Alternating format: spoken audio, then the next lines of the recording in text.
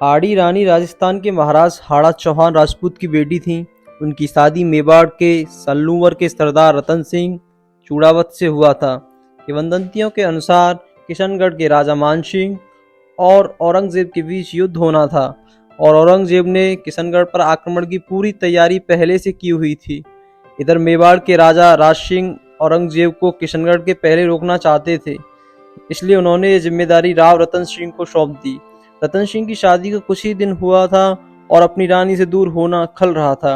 युद्ध में जाने का मन न होते हुए भी उन्हें जाना पड़ा, लेकिन जाने से पहले उन्होंने अपने सैनिक को रानी से उनकी निशानी मांगी ताकि युद्ध में उन्हें रानी की जुदाई का एहसास न हो। हाड़ी रानी समझ चुकी थी कि उनके पति प्रेम के मोह में हैं और शायद वो अपना काम ठीक से न कर पाएं।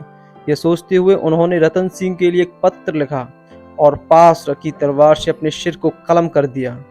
सैनिक आंखों में आंसू लिए उनका सिर और पत्र रतन सिंह को देने पहुंच गया, जिसे देख रतन सिंह भी खुद को रोक नहीं पाए।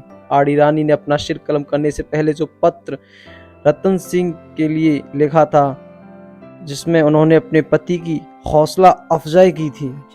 हाड़ी रानी ने उन्हें युद्ध में आगे बढ़कर दुश्मनों को रोकने के लिए प्रेरित किया था। उन्होंने रतन सिंह पर पूरा विश्वास दिखाते हुए लिखा था कि वह इस काम को पूरी कुशलता से कर सकते हैं। इस पत्र को पढ़कर रतन सिंह खुद को रोक नहीं पाए और हाड़ी रानी का सिर अपने कंधे में बांधकर युद्ध के लिए तैयार हो गए। यह हाड़ी रानी का ही विश्वास था कि वह युद्ध जीतेंगे और ऐसा ही हुआ। हाड़ी रानी ने मेवाड़ के लिए बिना सोचे समझे खुद को कुर्बान कर दिया और हमेशा के लिए इतिहास के पन्नों में दर्ज हो गई। आज भी हाड़ी रानी के बलिदान को मेवाड़ के लोग याद करते हैं। इतना ही नहीं, उनकी एक प्रतिमा भी आपको देखने को मिलेगी। सनलूवर स्थित हाड़ी रानी महल आज आकर्षण का केंद्र है और जो भी यहाँ घूमने आता है वह इस महल की भव्यता को देख सकता है और हाड़ी रानी की कहानी का एहसास कर सकता है।